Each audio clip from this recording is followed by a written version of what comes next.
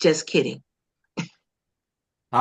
Yeah, welcome everybody. Thanks for coming in. Mary, just want me to jump in, introduce myself, talk about the roundtable, and jump into my program. Nope. I would like for you to introduce yourself Okay. and talk about the charitable roundtable before the program. All right. Somebody has started a AI companion. Probably me. Okay, it's going. All right, great. My name's Frank Agin. I am an entrepreneur. I'll talk a little bit more about that when I present. But I put the charitable roundtable together, but well, 10 years ago. As I was 2014, I was just kind of looking at my life, and my kids were getting older, getting out of high school. A lot of my activities were wrapped up with them, and a lot of my volunteering wrapped up with things they were involved in, and I was looking for something new, and I really couldn't decide. And one of my talents is bringing people together, building communities, and thought, hey, what about just bringing in not-for-profits and just having them come together and talk and see how they can help each other, which is very similar to the business I have. And so we did. We met at a restaurant. It was myself, Mimi, who's driving her car. She was one of the first ones as well.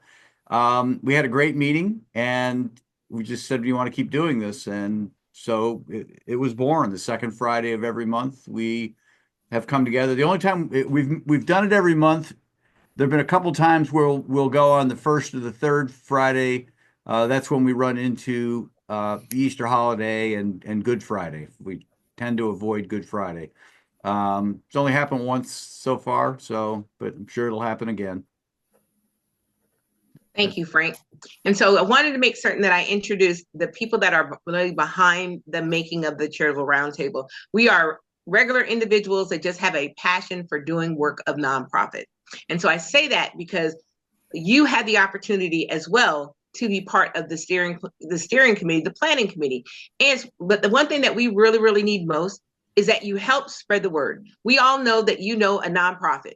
We all know them. And getting the word out to other nonprofits helps us create the opportunity to have think tanks and things of that nature. And so I wanted to make certain that you introduce some of the people that are behind it. Oh, our other two members have just come on, and that would be Mr.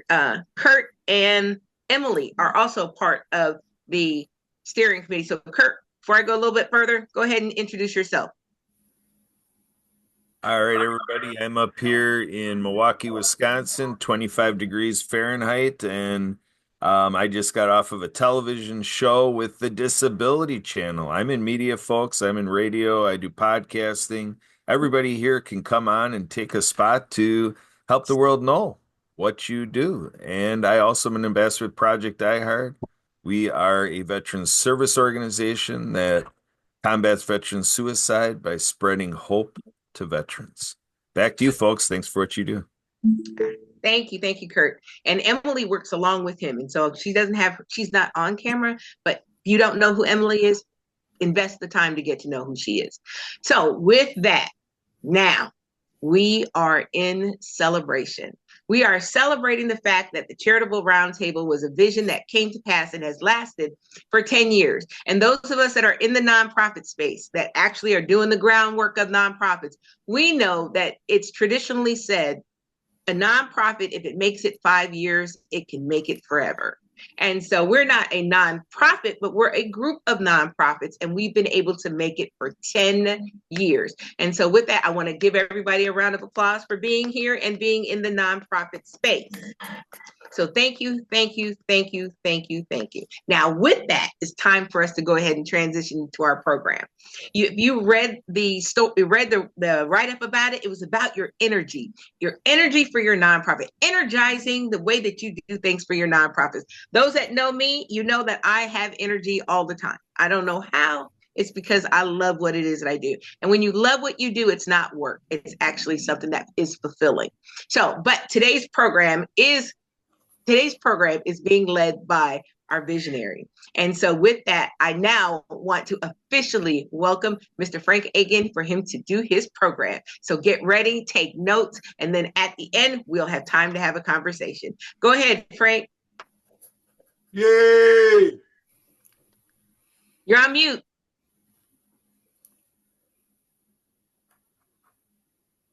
I just want to confirm we are recording. Yes. Okay. All right. I'm going to go ahead and I'm going to spotlight for everybody. Well, welcome and thanks everybody for coming in. We're going to talk about creating energy in our organization, creating energy in our networks. Who am I? To be honest, I've never shared about this on the Charitable Roundtable. I put this together just as a way of giving back, and I have gone to meeting after meeting after meeting, and I've never really shared who I am. I've kind of kept that a secret, and not a secret so much, but I don't, I'm an entrepreneur. It's a for-profit thing, and I didn't want anybody to ever feel like I was doing anything but being genuine with respect to helping the not-for-profit community. But what I do is I run an organization that connects small business people, entrepreneurs, sales reps, and professionals into weekly meetings where they learn about each other and they exchange referrals. And this all started back in 1995 when I was an attorney practicing law, got into an organization, had an opportunity to buy that organization, and I did.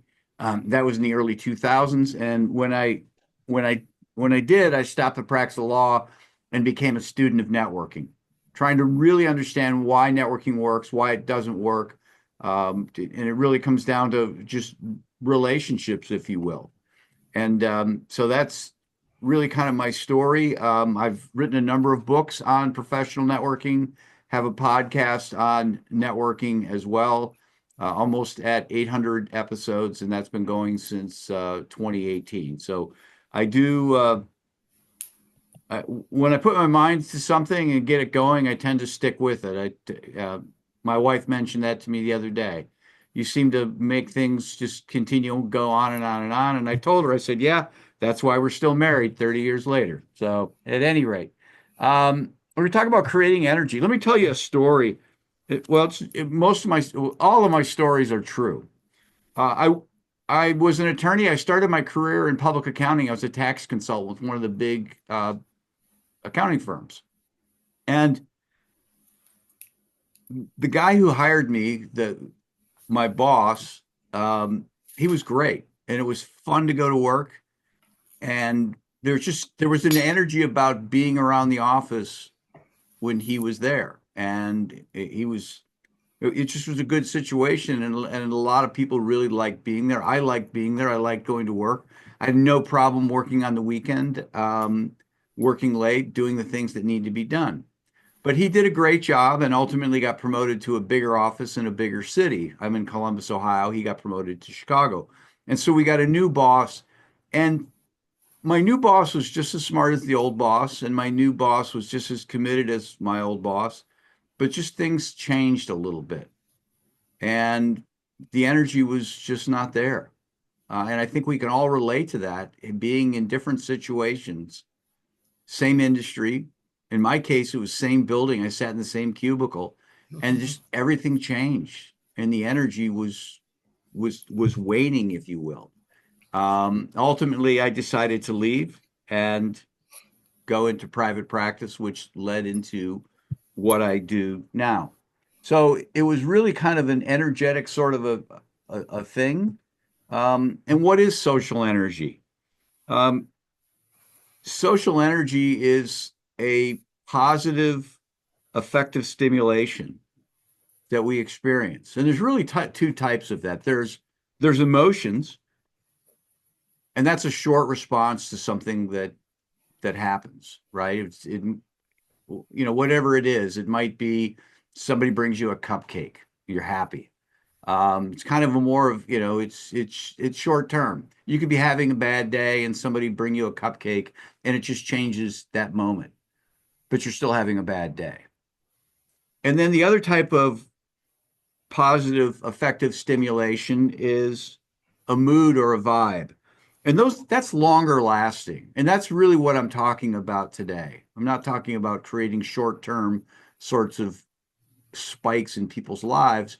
I'm talking about creating a mood or a vibe where people experience a sort of excitement or a euphoria that goes on, just as I explained with my with my first boss.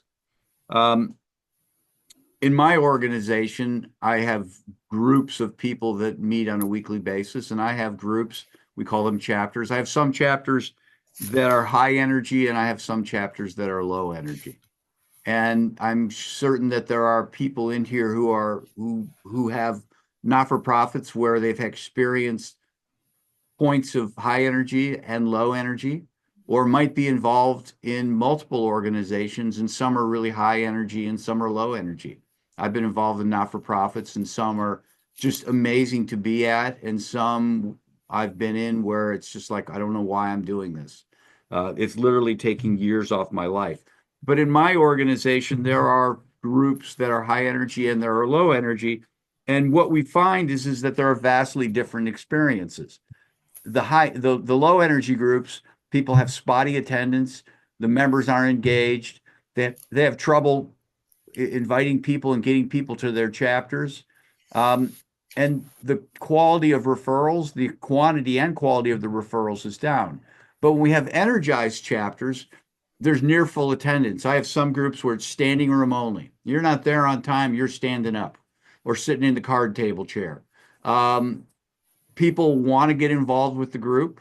Everybody wants to try and find a role. They don't have any problem inviting people in. They're excited about inviting people in. And then there's a robust exchange of lots of referrals, and those referrals are high quality referrals. Now, if you relate that to your organization, you want to create this high energy sort of a situation. You know, how do we create energy? Well, the one thing I will say about, let me just go back to this energized situation, is that we all get 24 hours in a day, and there's 60 minutes in an hour. And so the cost of being associated with high energy and low energy situations, they generally cost the same. As far as time, in my organization, it costs the same to be in the organization, whether you're in a high energy chapter or a low energy chapter. But the results are vastly different. And it's probably the same thing it is the same thing with not-for-profits. And that high energy not-for-profits just produce more. They've got individuals in the organization, volunteers, board members, stakeholders that are, they're always there. They're always ready to help. They're always looking to bring new people in, and there's lots of great results. Raising money, having programs, doing things like that. So if you have a choice between being in a low energy or de-energized situation or a high energy situation, you're going to choose a high energy situation, which really begs the question of, how do you create energy? How do you create energy in situations? How can you make your not-for-profit more energized? Or if you have a business, how can you make the business more energized? Or even if you just have a network. People don't realize this, but their network is really just an informal organization. You're the CEO of your network, and you have people who volunteer to be part of your network, and you can energize these people.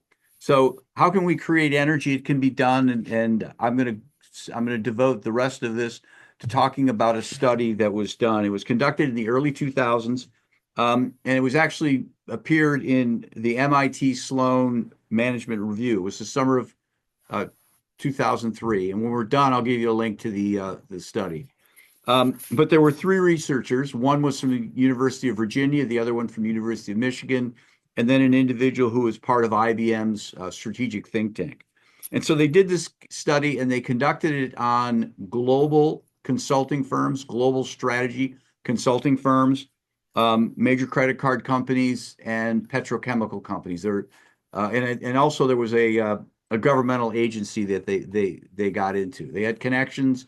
They talked with, did surveys with dozens and dozens of people, had one-on-one interviews with hundreds and hundreds of people, trying to determine who is excited, who is jazzed about work, and what was going on around them.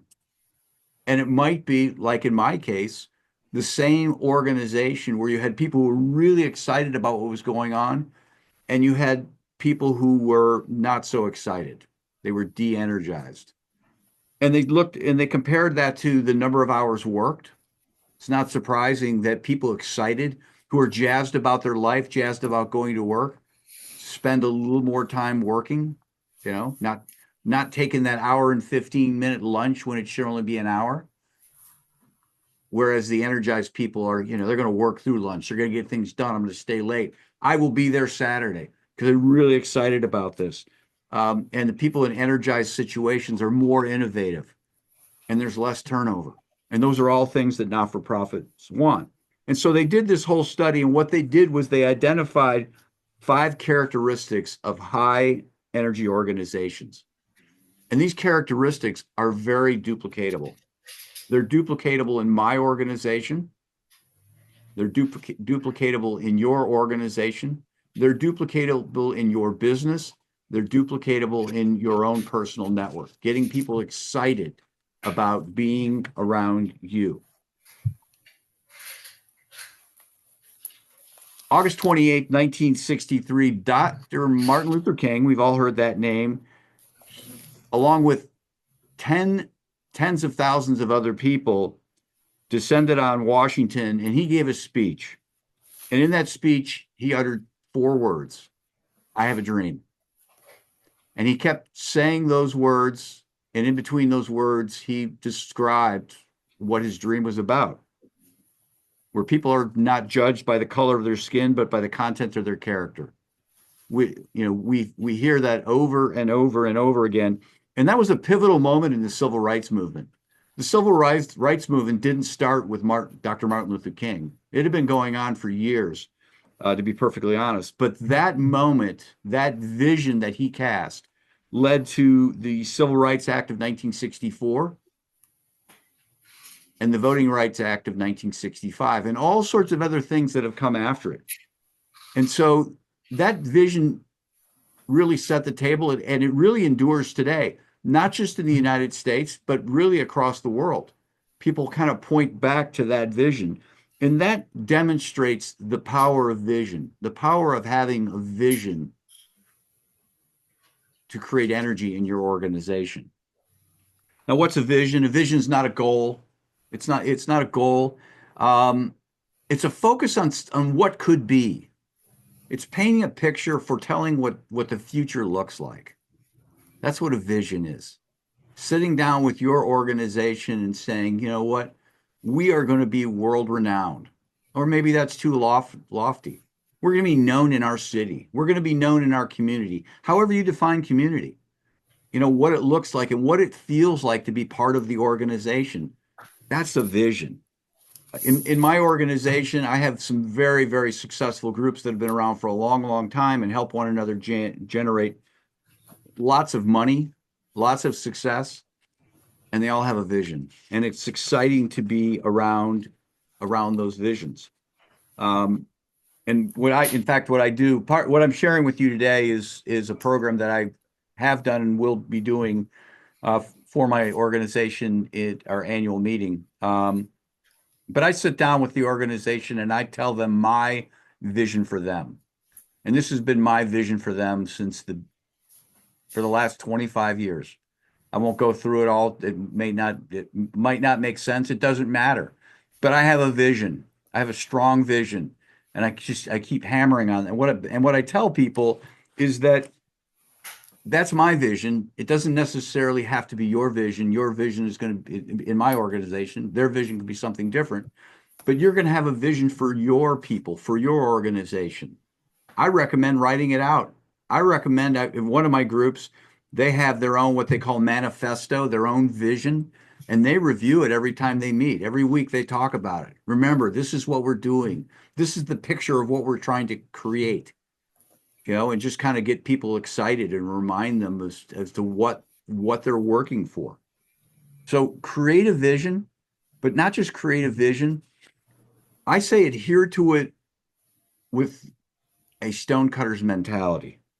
And what I mean by a stonecutter's mentality is a stonecutter will hammer away believing that rock will break, believing or that piece of rock's going to come off.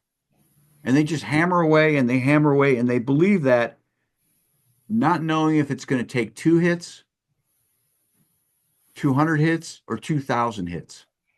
They're just persistent in trying to do what they do and ultimately, build a sculpture. Sure, you're going to want to tweak things maybe. You're going to want to change the strategy of how you approach the vision, tactics, bring a new attitude to it, but the vision is enduring. And you just want to you want to just keep after it and keep after it and keep after it. The vision should never waver. The vision should always be there. That's the first element of creating energy within your chapter, within your organization, is having this vision that really kind of excites people. But a vision alone is not going to be enough. The second thing is you're going to want to encourage everyone to contribute. In the 1940s, as Japan was rebuilding from World War II, Toyota Motor Company began a practice of what they call Kaizen or Kaizen. Yeah, it's called Kaizen. And what Kaizen means is continuous improvement. And this was a central pillar in its production system. Now, we all know Toyota Motor Company, and it's a great success. And you're thinking, okay, yeah, what's the big deal? Not every business succeeds. Not every not-for-profit succeeds. But not every business succeeds. And there have been, and certainly a car company, there have been a lot through the years that just have not made it. But and certainly in Japan, rebuilding from World War II, there was a lot of uncertainty. But they had this Kaizen practice, and one of the tenets of the Kaizen practice is that all workers, any worker, was encouraged to submit their ideas for ways they could improve work, ways that they could reduce waste, ways that they could enhance safety. Everybody had that opportunity. They wanted everybody to do it. They had suggestion boxes. And what that led to was certainly improved morale, improved productivity, and the quality of the product. I don't drive a Toyota. I know people who just are Toyota zealots. And because they rave about the quality. And so this shows the energizing power of giving people a role, giving people in your organizations a role. Everybody, not just board people, everybody, giving everybody a role. And the reason that's important is that when you give others a role, and why it energizes the organization, is it creates a little bit of buy-in.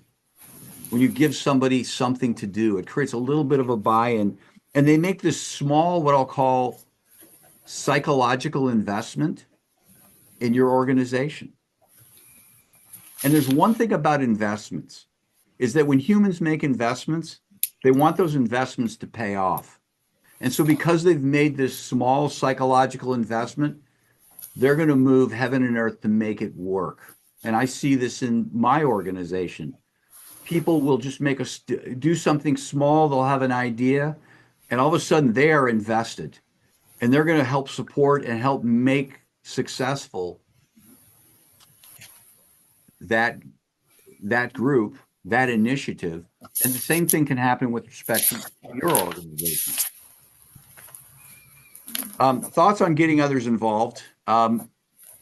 Engage, have conversations with people, find out what their strengths, what their interests are, encourage them, encourage people to get involved.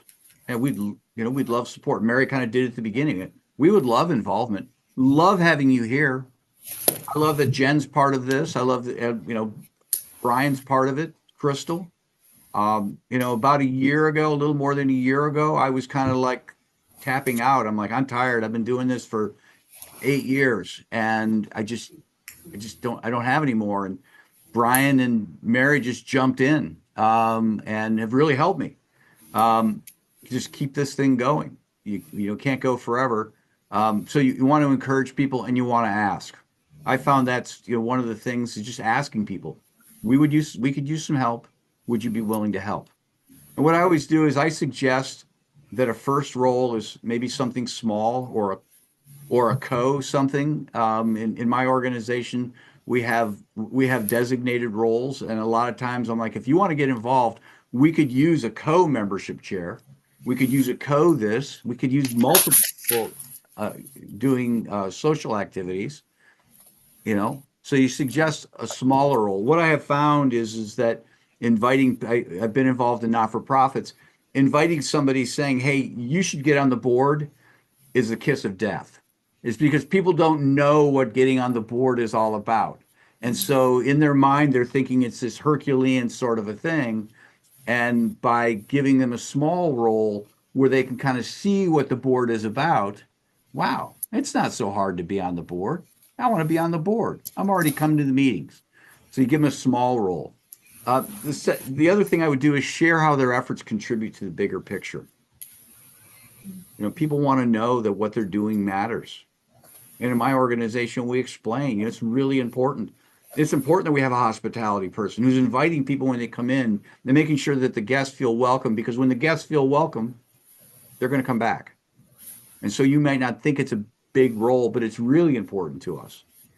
So you want to share how their efforts contribute to the bigger picture, and you certainly want to applaud their involvement, applaud the types of things that they're doing, how it's making a difference, recognize them in front of other people. So at this point, we've got a vision and we're getting all sorts of people involved in what we're doing. Third step, we need to highlight a sense of progress. September 12th, 1962, John F. Kennedy gave a speech at Rice University challenging the United States to put a man on the moon before the end of the decade. And this country began in earnest to do that. And in July of 1969, of course, Kennedy was assassinated, didn't see it, but in July of 1969, Neil Armstrong and Buzz Aldrin fulfilled the challenge and landed on the moon, set foot on the moon. And that was an audacious challenge. It started in the early 60s, and there were lots of moving parts. And one of the things that NASA did, when I say NASA, there were people, organizations are run by people. The people who ran NASA, what they did was that they noted and celebrated every milestone along the way. And there were lots of milestones. We remember the Apollo mission, but before the Apollo mission, there was the Gemini mission. And before the Gemini mission, there was the Mercury mission. And the Mercury mission was all about docking space, was all about getting astronauts in space. And then Gemini was all about docking spacecraft and doing spacewalking. We're building up to landing on the moon, and we have all these things to do. And even when they got to the Apollo missions, there was Apollo 7 that successfully orbited the Earth, which was no small additional step. And then Apollo 8 was all about not just orbiting Earth, but leaving Earth and going and orbiting the moon. And they celebrated all of it. It was all a big deal, all on the news. And that's what you need to do in your organization as well. It's a great example of how celebrating successes, having this, we're having a big $1 million campaign to build an endowment, great. Celebrate the first $10,000. That's the hardest money you'll raise. Or maybe it's the first dollar. And just celebrating every little step of the way. Hey, we're halfway there. This is great. And it gets easier and easier in time, but you just have to celebrate along the way.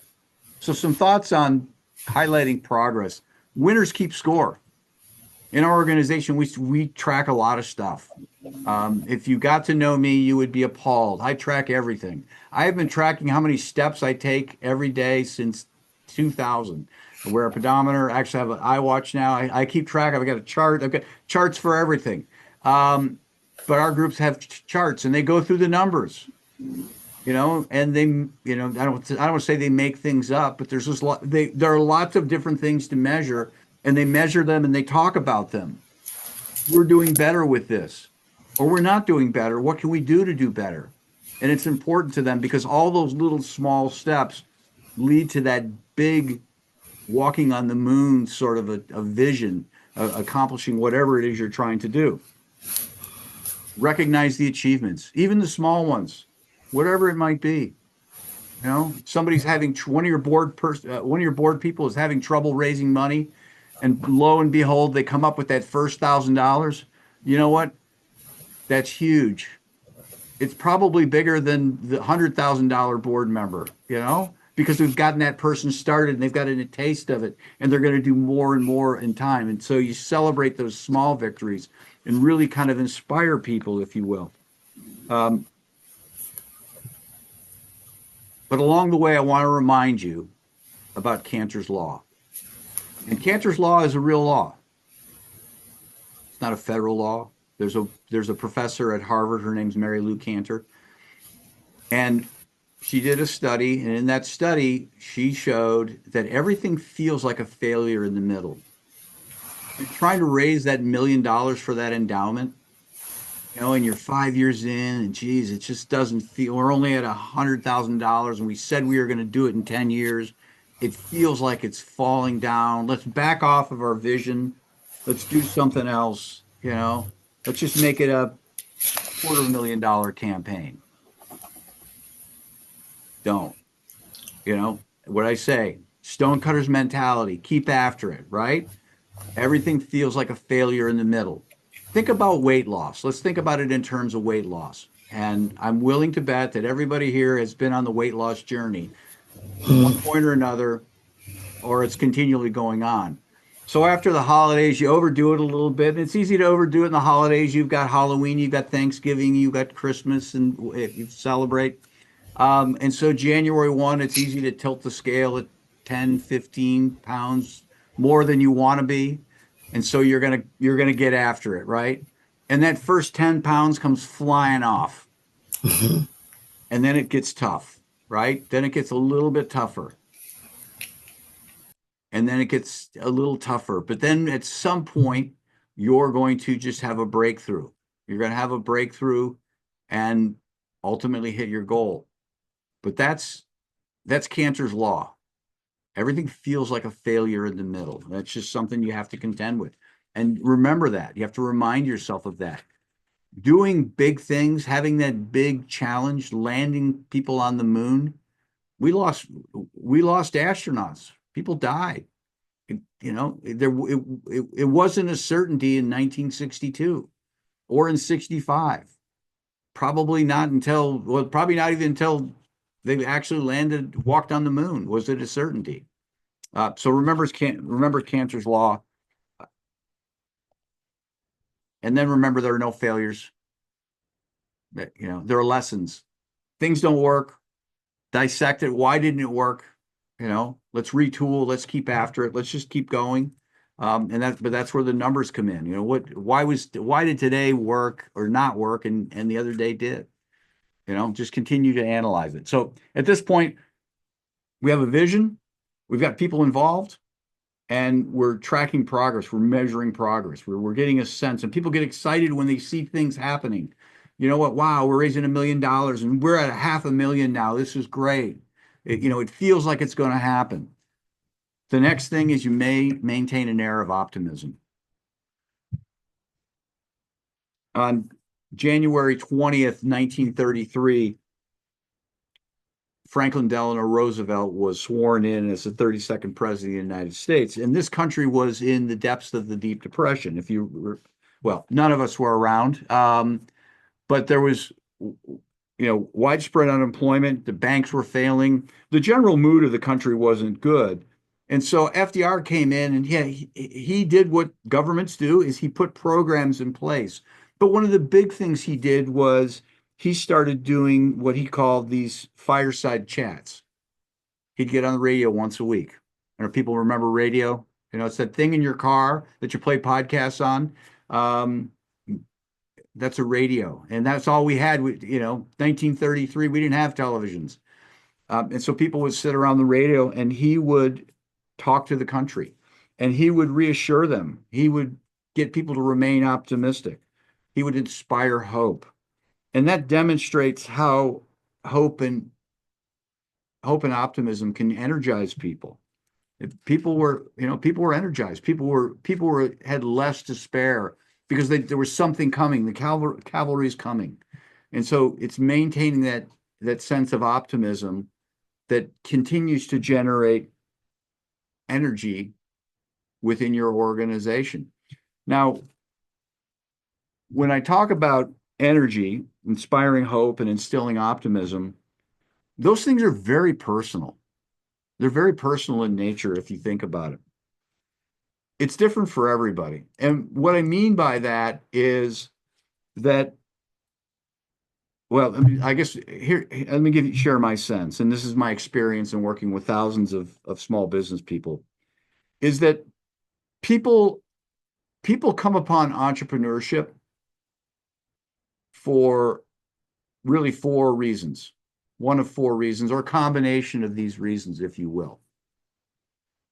And it's not the same for everybody, and people have different priorities, or they have differing degrees as to which the reason why why things matter. And it varies from person to person. I remind people in my organization that you have to understand the people and understand what drives them. So let me share this with you because this relates to not-for-profits as well. You have all your people on your board are not there for the same reason. They're all there for different reasons. And you have to understand what those reasons are because that helps you motivate them, helps you energize them. So these are the four reasons. And again, it can, some people are going to think one of these is great and it's number one, and the other ones don't matter at all.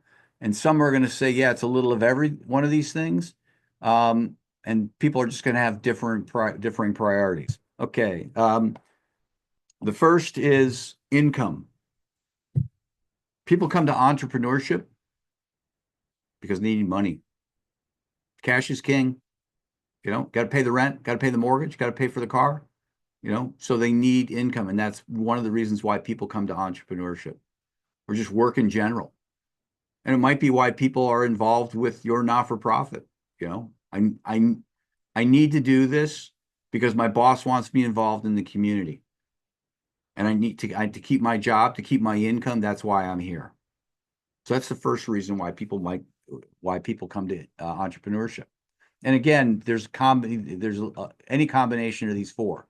The second is equity. There are people who start businesses and they're not so terribly concerned about how much money they can take home.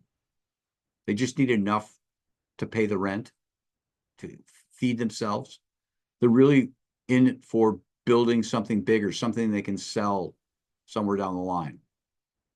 And that's equity, building something of value that they can sell. The third reason is control. People like to have control. People, and you think about the people who are sitting on your boards.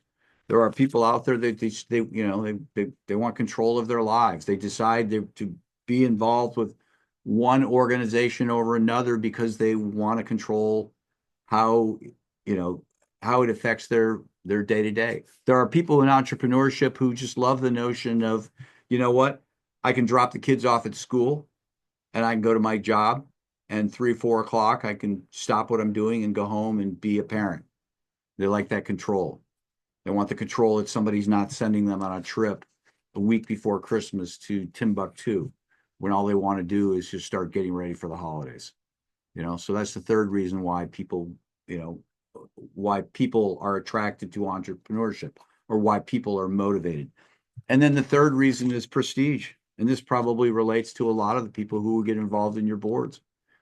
People get involved in entrepreneurship just for the prestige of it. A friend who went to law school with, his wife is a doctor. They do very, very well. There was a point where he was unsure about, being in the large practice and really churning those hours away to be that attorney. And he and his wife decided that, what? I just want to be an attorney. I don't need to make a lot of money. I just want to be an attorney. And that's just to be able to say I'm an attorney. So it's always one of those four things that people strive for.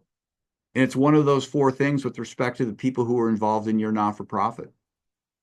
And so you need to get to know those people and understand what makes them tick. Why are they there? Why are they, why are they out in the working world? None of you have a board where somebody's a full-time board member, or obviously volunteers aren't working at all. But what drives them outside of your organization? It's a good thing to know. It's a good thing to know. So again, we create a vision, we get people involved, right? We measure progress. We keep hope alive. We keep optimism alive. Reminding people how this all fits into what drives them, what keeps them happy. And then the third thing, the fifth thing, excuse me. The fifth thing I think is the most important thing. It's ensure that everybody's appropriately engaged. I think the other things are important, but I think this is vital. You can have a strong vision and mess it all up if you don't engage the people correctly.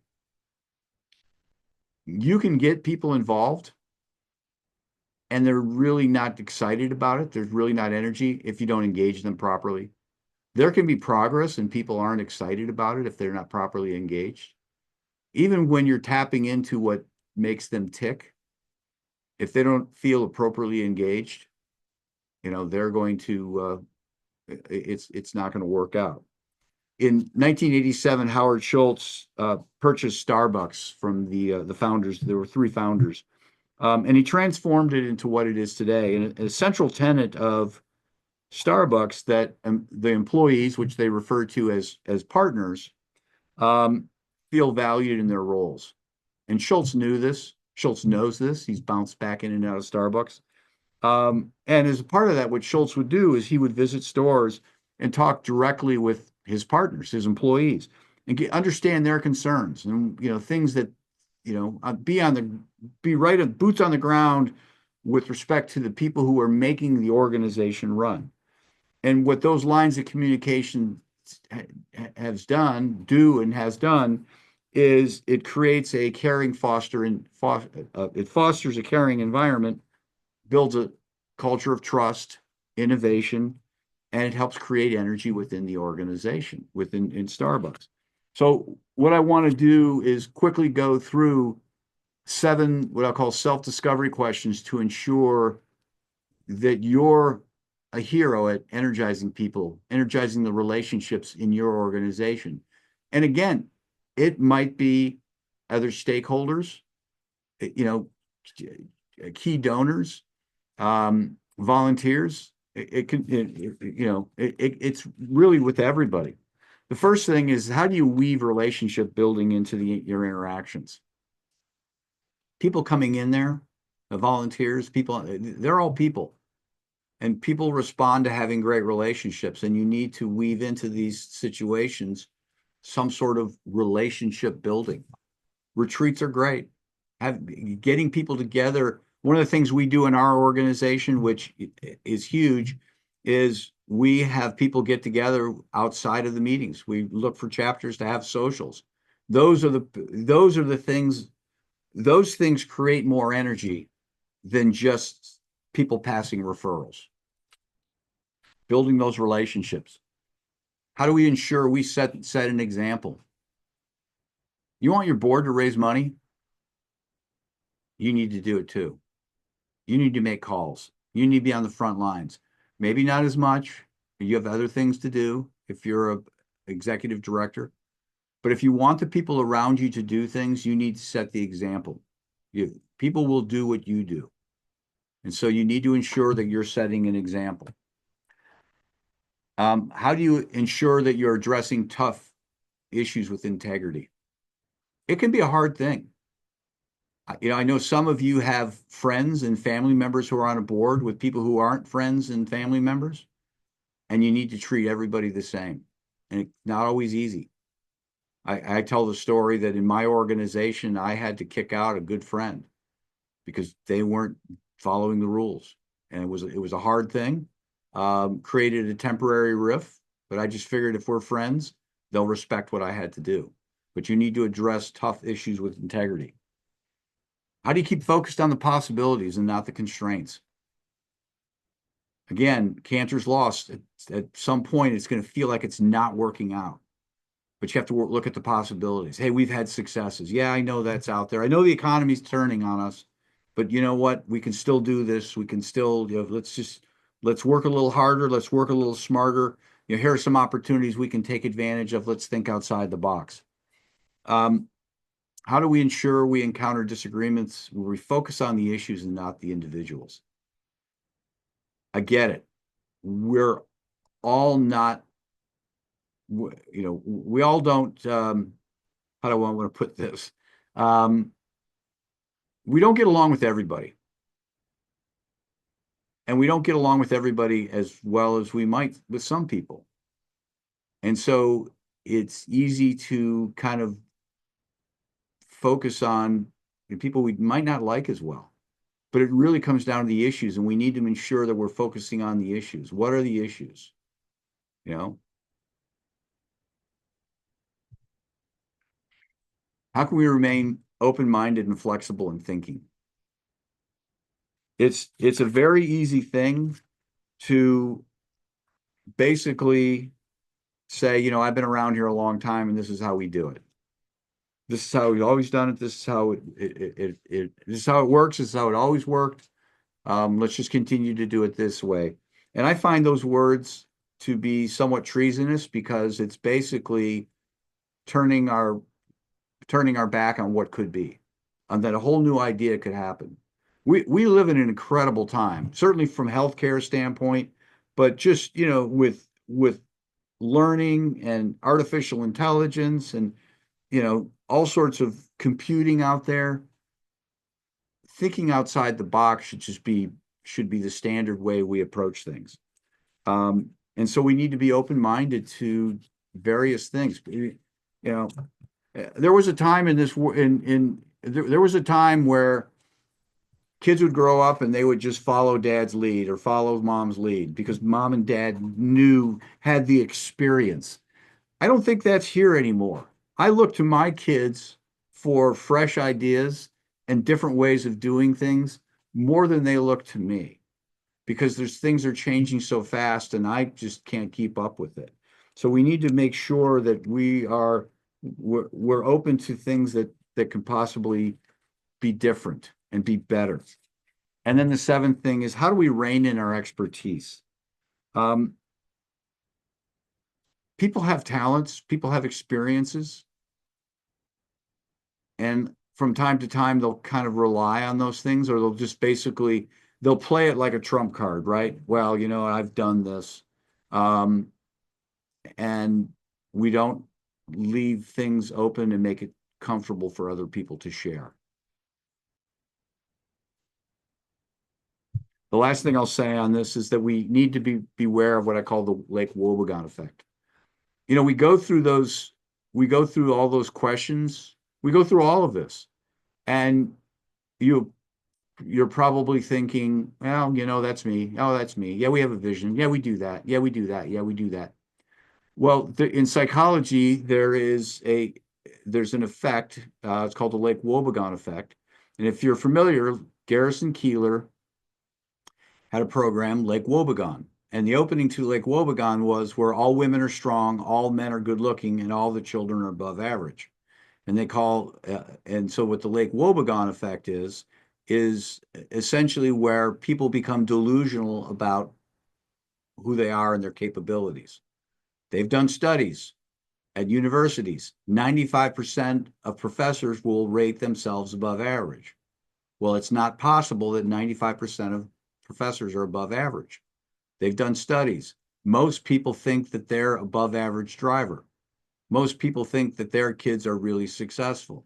So we get this delusion about ourselves. And the reason I bring this up is you need to think about that as you're approaching these questions and how you're approaching your not-for-profit. Are you as good as you think you are? Maybe not. I was talking about the questions I just went through on one of my podcasts, and I kept stopping and saying, you know what? I don't think I'm as good at this as I would like to be. We need to challenge ourselves. And when you start going through these questions, how do we rein in our expertise? How do we keep our mouth shut? Let others, how do we remain flexible and open-minded? We might say, oh yeah, that's me. I am. And our minds are playing tricks on us. And so we need to stop and just, okay, to what extent is the Lake Wobegon effect impairing me? How can I be better? Just assume you're I'm not saying you're horrible, but assume you're not perfect and assume you could be better at it and try to make those improvements. So we can create energy. It can be done. You can create in your organization. I see it in my organization. You establish that vision, that powerful, the compelling vision. You encourage everybody to get involved somehow or another. Everybody needs to have a role. You highlight that sense of progress. Maintain optimism. Keep hope alive. Keep people hopeful. And then ensure that everybody is appropriately engaged. Thank you.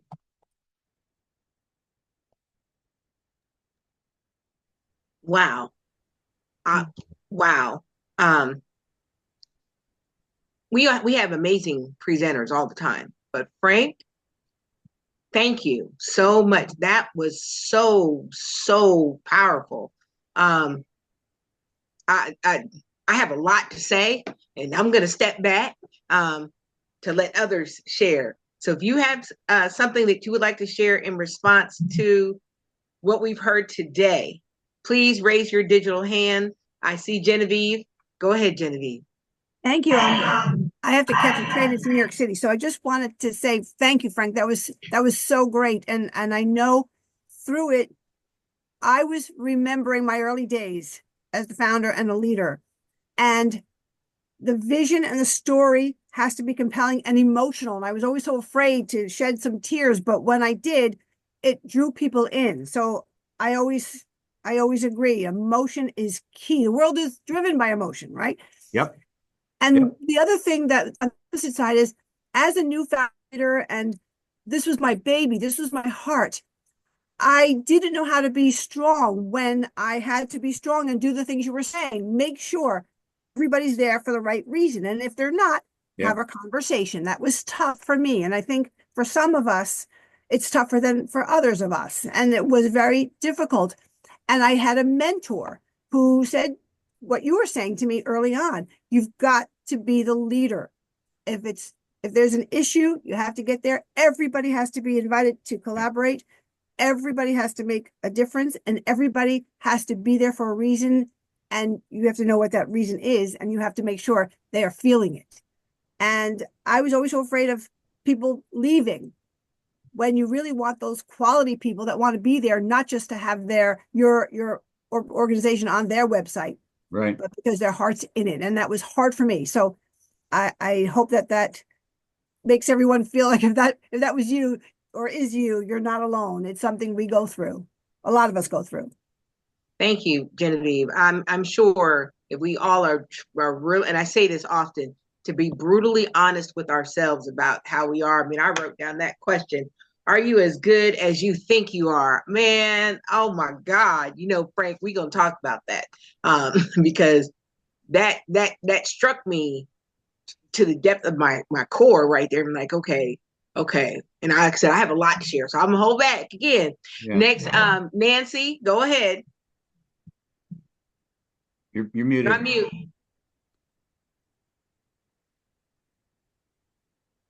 You're still on mute. I think if you hit your space bar or go to the upper right of your picture, and it should say unmute. You highlight over that, it should say unmute. I sent her a bottom message. left on the screen, audio might be crossed off. Nope, you're good. Nope, so she's still muted. So Nancy, when you get unmuted, we'll come back to you. Does anyone else have anything they would like to share? Okay, I got it. Can you never mind. hear me now? Yes, we can hear you now, Nancy. Yeah, I don't know what happened. I can barely see. The video became very small because somebody called me and I cannot fix it. Anyway, Frank, thank you so much. My organization is right now in on the 5th year. We met when we started. Your words are very inspiring, and thank you for sharing that law because I always feel we are in the middle, we are failing, but it's not true. We are growing very, very slowly, but we are alive. Thank you for your encouragement and for sharing your wisdom. That's all. That's all I have to say. Thank you. Thank you. Thank you. Brian put something in the chat. He said, when you're good at something, you tell everyone. And when you're great at something, everyone tells you. And that's by Walter Payton. And I think that that is so, so, so true. I just was in a session where one of my mentors, he said, you know, if you ever get to the point where you're believing your hype, you got a problem. We shouldn't, you know, because we can hype ourselves up and we can think we're great and we can do all this and this.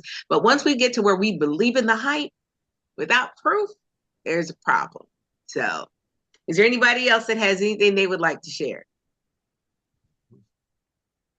Go ahead, Megan. Well, I just want to thank Genevieve for inviting me on to the call today. This was what I needed when I needed it. And it's so great to see all these faces and wonderful organizations that people are doing. And Frank, again, just want to say thank you to you for sharing this wonderful presentation with all of us today. And what's your, I think I read you're starting a not-for-profit doing? Yep. Yep. We just started. We got licensed in October. It's called Project Surprise Party here in Nebraska. And we have our first fundraiser in March, and the sponsorships are coming in now. And it's really happening. I talk to Genevieve all the time about how, you know, this little tiny idea I had with a lot of grit and nose, here we are. So What does it do? So we are essentially, if you think that just quick nuts and bolts, if you think of like the adoptive families at Christmas time, this is for children's birthdays. So Okay. they're referred to our organization, and then we shop for them and put together a gift package that we Awesome. give back to the referring agencies. So the children don't know that the family is being helped. Awesome. That's I wonderful. love that. Yeah. I love that. Love that. Thank you for sharing. Next, we have Alan. Well, thank you for allowing me to share. First of all, thank you, Frank, for such an amazing and inspirational presentation. Anybody who knows me, I share all the time. Joe Hawk, one of my associates on LinkedIn, always says, leave a person better than you found them. And you've left us better than you found us. Thank you, Frank, for a great presentation. Thank you, Mr. Kurt Roscoff, for bringing me as friends at Roundtable. Thank you, sir. And Neil, thank you, President. It may have gotten buried at this point. I'll put it in again. I know, Lauren, you're up next, but I put a link to the article or the study in the chat, but I'll pop it in there again in case people want to see it. So there it is. Thank you. Go ahead, Lauren. Frank, first of all, thank you for the great presentation. Really good, really concise, good bullet points and hands-on things to do. So a lot of this advice seems like it would definitely apply to the leader of an organization, say the CEO or the president, or maybe somebody who's leading a group within an organization. What are your thoughts about somebody who's not formally or doesn't have the title of leader that wants to try to bring these things to their organization or their department kind of more on an informal basis? How would you tweak it? Yeah, I mean, I think that's a great question. As I kind of said earlier, we're the CEO of our own networks. And I don't know exactly how PCs for People is structured, and we don't necessarily need to get into that. But you're surrounded by other people, and I don't think there's anything wrong with you coming into the organization and just, okay, this is my vision for what 2025 is going to be, what my role is going to be for here, and again, not a goal necessarily, but I want to be known throughout insert community as the go-to person with respect to recycling electronics and PCs and getting those things to people who are less privileged, wouldn't otherwise have them. And kind of creating your own what I'll call manifesto. Um, and I'm again, I don't know how it's structured, but I'm willing to bet that there's somebody that you report to that would be excited that you're doing that. And I always, when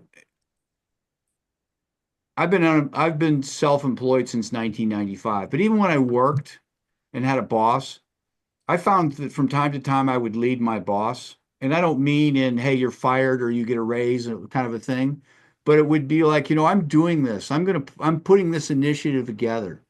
And my boss was always so busy, he had me and he had 20 other people, and he was totally okay with, hey, you go for it. That is great. We need that. And then be put up on a pedestal for other people to see, hey, listen, the one example I can think of is that I was always very good at billing my clients. I know that sounds silly, but when you're in a professional services firm, it's easy to get caught up in the work and not billing your clients. And if you need money to make the business work, and if they don't have the money, they got to go to a bank and borrow money until clients get billed. And I was always of the mind is like, okay, listen, the clients engage us to do a project. We're going to set out clear parameters, as to how we're going to get paid, and I'm going to stick with that. And so I was always ahead on collecting money. And people would, he would have me talk to other people. Well, this is what I do. I just lay this out, because I don't want to have to deal with it later. 'Cause nobody likes to get a bill, and so nobody likes to get a bill late. So I guess, you can do it. Just, own your position, and there are other people, there are people out there driving trucks. There are people that you can instill with, inspire with your enthusiasm. So it can be done. I guess a little more awkward. I get it. But it can be done. I want to add on to what you're saying. And I actually have a real life scenario that's going on right now of a young lady. She lives in California, who was going to one of my board members, and she was just so excited about all things COC. And she's been out there, like putting the word out there. And I had no idea, because my board member, for whatever reason, thought that was too busy to engage with her. And so she and I had a conversation, the young lady and I had a conversation, and this young lady has a contact to the coach for whatever football team that is out there in California. I don't know, but she's got a contact, and she was like, Miss Mary, I didn't know if I was overstepping my boundary. And so then my board member was like, well, I didn't know we could do that. And I'm like, oh my goodness. And so I had to go back and reevaluate for us what people think that they can't. I'm open to whatever. I want people to do this. And so in your case, if you're not the head person, it's okay, because people, in the nonprofit space, having somebody that can be that go-getter, that can, assist and bring new ideas and be vibrant, that is such a blessing in the nonprofit space. And so if you've got something that definitely, I'm sure that somebody would appreciate sharing, especially now that we know these 5 steps that Frank gave, I think that they would appreciate it. Anyone else have anything they want to share? If you don't know how to raise your digital hand, you can raise your real hand and I'll see it. Go ahead, Mimi. I know how to do it, but I didn't find it right away. I just want to say thank you to Frank, and thank you for supporting him, Mary and Brian. Frank is an amazing human being. I'm not just saying because he's here. It's not just his presentation that you guys can take advantage of it. And he has broadcast. He gets a lot of interviews, and he also interviews people. If you cannot really join where he's sharing. You can go back to his Facebook or LinkedIn and listen what he shares. One of the things I just go back and listen when I get a chance, and I just go to his Facebook page and search it. And what is this? And I listen, and one of the things recently, that like my mind wanders sometimes when I sit in the church or I attend something very important to me, even when I pay for it. My mind's wander, and then I blame myself. Like, why my mind is going somewhere. Even when I pray and meditate, sometimes my mind's wander. And I blame myself. I thought it's just me, my mind is wandering. But he said, we all are. It let me feel free. When I listen to audiobook, I listen, and then I'm gone. Now I'm remembering Frank said, well, I'm not alone. Okay, I can go back. It's okay. This is that little freedom that we can create for ourselves by listening to others' wisdom. So thank you, Frank. And I was also thinking about Frank this morning, about giving. He's very big on giving. And I love to listen when he say give. People won't forget when you give them, they give you back. I don't mean that you have to give to get return. I think it's better not to expect when you give, let it happen by itself. So I love to show my respect when someone loses a loved ones. It's our culture. And yeah, I want to be there. And this morning, one of my fellow Rotarian lost his wife. And I lost a job. Not a lost, I missed my job today just to respect Mr. Scott's farewell for his wife. When I was there, we were online. This just dawned on me, and I remember Frank. We were online waiting, like he was greeting everybody, say, thank you for showing up, thank you for coming. When my turn comes, it has to be really genuine when we show up to be there and grieve with someone. Our hug it took longer than other people. Like sympathetic as I was saying, I'm sorry. And he was saying, thank you for coming. And like we hugged each other for longer, and I felt so genuine, and like my heart was like, oh my God, I'm so glad I was here. I'm grieving with him. And then I passed him and shook his daughter's hand, son-in-law. And then there is somebody else, Rotarian, came and hugged me saying, thank you, Mimi, for coming. Really? Is it networking? When we give in this way, even there's networking, people are appreciating what we do. Are we really genuine with anything that we do? And then it comes to back. Like, I didn't even notice that it's networking. But when it dawned on me, and then I thought about Frank, like giving. So listen to his podcast. In many ways, you learn how giving brings back more blessing to you in what you do. I'm complete. That is so true, Mimi. Definitely true. And you said something. Listen to what Frank says. We are recording, and this will be on the Charitable Roundtables page so that you can go back and listen. And then, of course, connect with Frank, as Mimi shared, because he is a plethora of information. Your life will be changed. And I know, Frank, you say I blow you up, but I just know that my life has been made all the better because of having him be a part of it. And so I put that out there all the time. So don't get me started, because I'm a crier, y'all know. And so I see we have Kurt, and then we have Chad. And so go ahead, Kurt. All right, thank you very much. I'm very grateful to each and every one of you, the 21 of you that are here, with me, and we make a group of 22 people, and to just look at the devotion to this 501c3 space, the space of charity, to get a sense of the humanity, the humanitarian efforts, and how we're coming together to collectively do our work. And Frank, you just gave tremendous guidance to take a look at what we're doing today, January 10th. People all around the world are cheering Thrive in 25, and congratulations on 10 years. SJ here sharing with us. He's been here approaching 8 years of the journey, and look at the future of work, future of education, and that SJ's got there. But so SJ is there to, if you want to make sure you're in the right direction, talk to SJ. He'll tell us about our future. But in terms of the right here, right now, what I've got to do today in January, Frank, you gave me a lot of worth, and I'm looking forward to getting with each and every one of you to make 2025 the best it can be, because we're in this direction of unmet needs. And, government created the 501c3 space because people wanted government to do more. It just couldn't.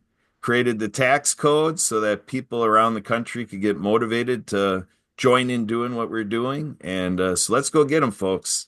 Thanks for being here. Back to you. Chad, I think you're next. Yep. Go ahead, Chad. Thank you, Kurt. You bet.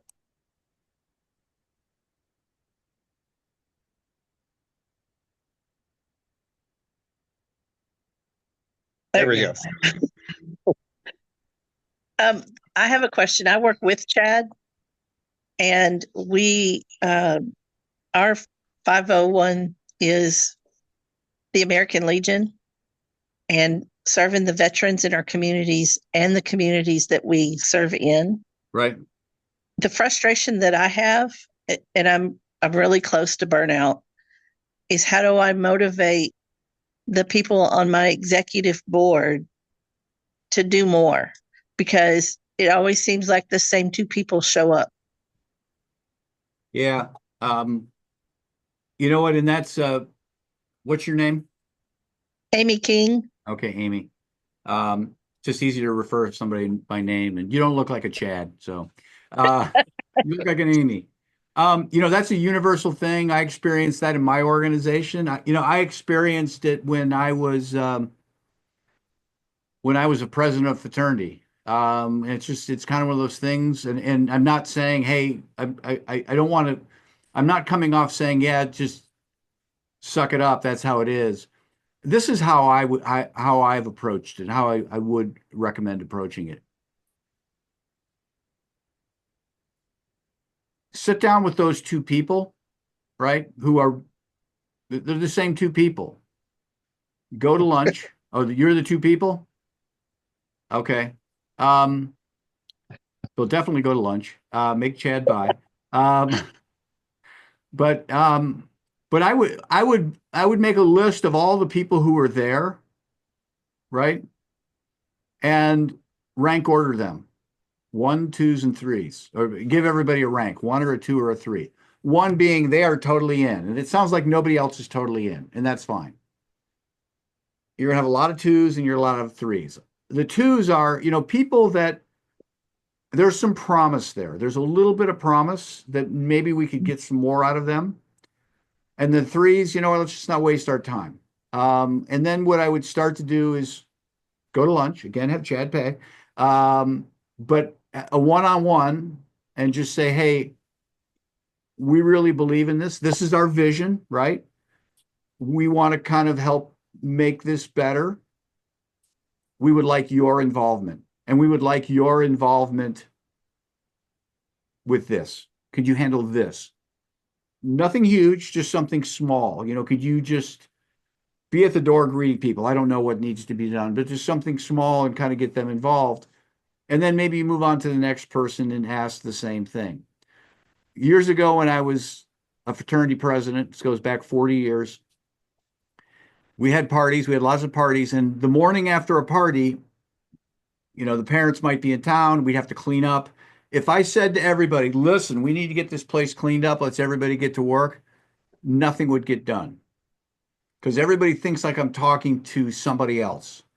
But if I would grab somebody and say, hey, Eddie, can you pick up all the beer cups that are everywhere? Just take care of that for me. Eddie would do it because I'm asking him, and he's committed. And I would go to some, what's that? Owner, yeah. I would go to somebody else and ask something else. And if it didn't get done, then I could go back to Eddie and say, hey, Eddie, what's going on? And I just found that was much more effective. There'll always be people who won't do anything. You'll always have 3s. But once you start getting 2s bought in, you could sit down and kind of have a bigger meeting and say, you know what, we got a lot of threes here. Do you know any of those threes that we can convert into twos? And just make them feel a little more like, hey, we need you here. And just continue, Amy, I don't have a magic wand. I don't have a magic phrase. I think it's just putting the work in and developing the relationship with people and bringing them on one by one. And if you start that process, a year from now, it's going to look totally different. Maybe 3 months from now, it's going to look totally different. As I alluded to a little bit, people like to be asked. Most people don't want to step forward because they don't want to feel like they're stepping on your toes. Ooh, maybe Chad and Amy really like to do all this stuff. I don't want to step on their toes. And they want to feel special. So that's my 2 cents. Okay. I got a cent for you also. So you're gonna get 3 cents All right. today. So Amy, one of the things that Frank said about people wanting to feel that they're a part of, with our board members, it is so critical as our current board members, potential board members, people that we engage with, to actually get to know literally what gets them going. Because if you don't know what gets them going, how can you ask them to go? And so developing the relationship, how Frank said, rating people a 1, 2, or 3, definitely that is it. But then actually engaging with your board member and having a conversation. And I'm guilty of not having did that for a long time, because I was like, I just need them to do what I tell them to do, which I was crazy. But then I had a conversation with a certain individual who is actually on here, who helped me to understand that, no, you can't do that, because I literally was trying to get people to do stuff that they didn't have any understanding of doing. But then when I engaged with them and found out what they were involved with, I was like, oh my God, you mean to tell me all this time I've been asking you to do this? When if I asked you to do this, you would have said yes. So, and that person is Dean Pulliam. And I'm not going to ask Dean to share something, because that would be a whole nother hour, because Dean, everybody, Mr. Dean Pulliam is on here. He is someone who has so much knowledge and so much wisdom about the nonprofit space, especially with dealing with boards. And so I'm going to go ahead and put it out there that in 2025, we will have one of our gatherings. We'll talk about board member, how do you engage your board to get more? And I'm putting him on the spot, that I'm going to ask him if he would be our presenter to really talk about that, because he knows what nonprofits need. So I'm not asking you to answer now, Dean, but I know you won't tell me no, because I know you don't want me to cry. But I will ask, is there anybody else that has anything they want to say? Shirley, I see your hand. I love you, Dean.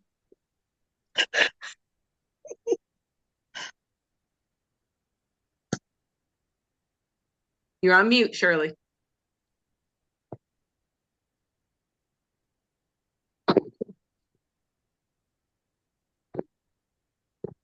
Hello. There you go. Oh, hi. My name is Shirley Sutphin, and I just want to say that I don't feel alone anymore. I just started my 501c3 this year, but what I had been doing was practicing it on my own for 20 years, believe it or not. And it's called Family Dreams Foundation INC. And Mary, you remind me a lot of myself, I'm just going to say, because some of the things you said triggered to where I've been, not listening. I have a small board now, and I'm thankful to Genevieve that introduced me to everyone about this. And I am so grateful, because I really don't feel alone now. I feel that I'm going to learn a lot. Frank was amazing. Your energy also is amazing, Mary, and you spoke about Dean. So, but I am very intrigued. And do I have questions? Yes. But I would be an hour also with all the things that I'm trying to get adjusted to. And one thing that you said is the energy of how you feel about what you're doing. I am so inspired. It has not left me for 20 years. When I tell people about what I do, they're like, oh, Oh my gosh, I didn't know. So it's helping families in need. So it's been a passion, and I'm so grateful that I'm here, and I'm glad I got a minute to say hello to everyone. And I look forward to the next year, which would be 11 years. So I'm glad I'm a part of this anniversary, and I look forward to going forward. Well, and just to let you know, Shirley, we gather every month. Oh, Yeah. So next month, uh, Mary is going to be talking about for the love of not for profitism, I believe it is. Yes, It's going to fall on nonprofitism. It's going to oh, fall on I love Valentine's Day. that. I love it. Well, we have lots of topics. Dean has presented, and I'm soon we'll present again. And Well, I'm ready. I well, am totally ready. I've been waiting for this for a long time because my mission is to elevate families to another level. Because as Maya Angelou says, you can't do better if you don't know better. And we have to expose greatness to people that are unfortunate. So that's my mission. And with you guys' guidance, it's going to get there. I really am happy that I'm on here today. Well, I'm glad you're here too. I'm kind of choked up. Thank you. Well, that's a good choke up. It's a good choke up, and I say that for this reason. So for me, those of you who are new, I am Mary Jenkins, and I'm the founder of the Cancer Option Collaborative, where I raise money to help people battling cancer pay their bills while they go through treatment. Quick version. I've been doing that for 20 years. Wow. For probably the last 10 years, I've been saying I'm going to retire. I'm retired. Nope. I swear up and down I'm retired. Nope. And somebody would come along that's battling cancer, or they got a cancer story, and I'm like, okay, God, if I was thinking about walking away, you've let me know that I can't walk away. Amen. And what makes me choke up is hearing you say what you said, because, last year at the beginning of the year, we weren't even really thinking about the fact that it was our 10-year anniversary. Wow. And because, we were focused on making certain what we were doing and how we were doing and the way we were doing it and what we needed and getting people involved and this, and it was like, there was so much that we were focused on. And maybe for me, you are my charitable roundtable reminder about why we're here. Yes. And what we're doing. Right. Now you're going to make me cry, Mary. Oh. I said, those that know me know I'm a crier because I love what I do. Me for too. real. I love what I do. I love being able to talk to other people that are in the nonprofit space, helping people understand, like, yes, okay, I get it, child. It's hard. I get it. I've been there. But there is something special about nonprofit space. And so I know Frank said next month I'm going to be talking about for the love of nonprofitism. There is so much. And so I am encouraging everyone that is here today to be here next month on Valentine's Day. It's Valentine's Day of all days, too. Oh, that's my mom's birthday. God rest her. She's in heaven, but that's her birthday. We're going to be talking about for the love of nonprofitism. And so, like I said, I wanted to say it. Like I said, I know I got a whole bunch more to say, but I'm not going to be on here because y'all got me crying. Well, I feel it. And I thank all of you. It's just amazing because when we come together like this, we are a team. That's my version, because we all learn from someone, because everyone has something to share. And I'm learning every day, even though I think I know certain things. But wait a minute. You know that? Wow. So we are here to learn from one another. I mean, there's things you might can get from me. I can get from you. Alan shares things, everyone on here.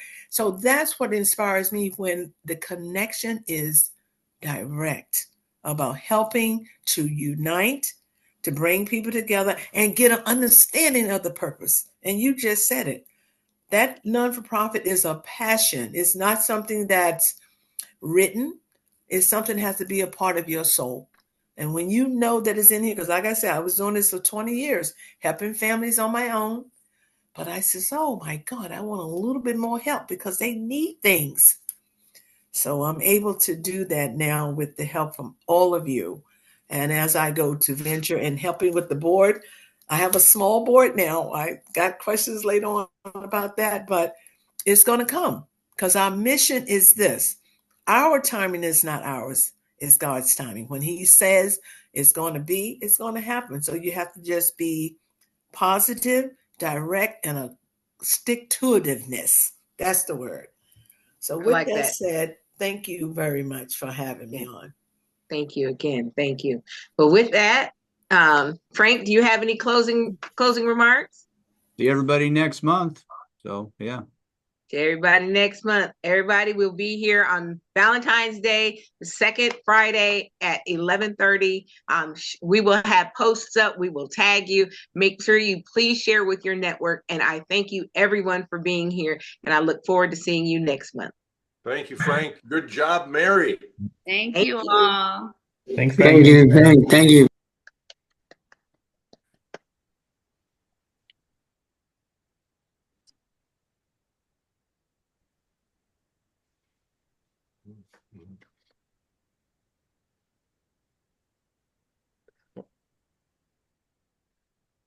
Yeah, I know. I know they got beat by Michigan. Yeah, I know. I think they're going to win it all, but there's like Michigan will have that claim to fame, baby. Yep. That's All funny. right. See you next time. Yep. Take care, See you guys. later. Thanks. See ya. See you, Kurt. Closing it up. All right. Sounds good. Appreciate it. Cool. Bye.